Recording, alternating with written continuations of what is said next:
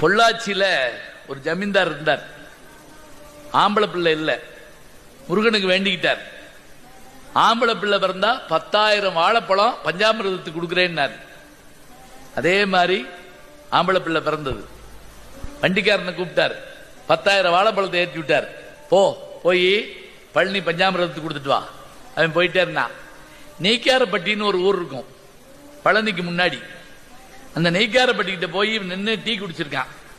அப்போ ஒரு பெம்பளை வந்து கையில பிள்ளையோட, ஐயா பசிக்குது, காசு இருந்தா கொடுங்கன்னா. என்கிட்ட காசு இல்லம்மா, நான் வண்டிக்காரம்மா, நான் இப்படி பழம் ஏற்றிட்டு போறீங்களே, ஒரு 3 பழம் கொடுக்கப்படாதா அப்படின்னு கேட்டா. சரி இந்தா உனக்கு 2, உன் பிள்ளைக்கு 1 பழத்தை பிச்சு கொடுத்தான். வண்டி போயிடுச்சு. போய் பழனியில் கொடுத்துட்டான் பழத்தை. பில்லு போட்டு வாங்கிட்டான். ஜமீன்தார்ட்டு கொண்டு கொடுத்தேன். அவர் அன்னைக்கு நிம்மதியை படுத்துவங்க.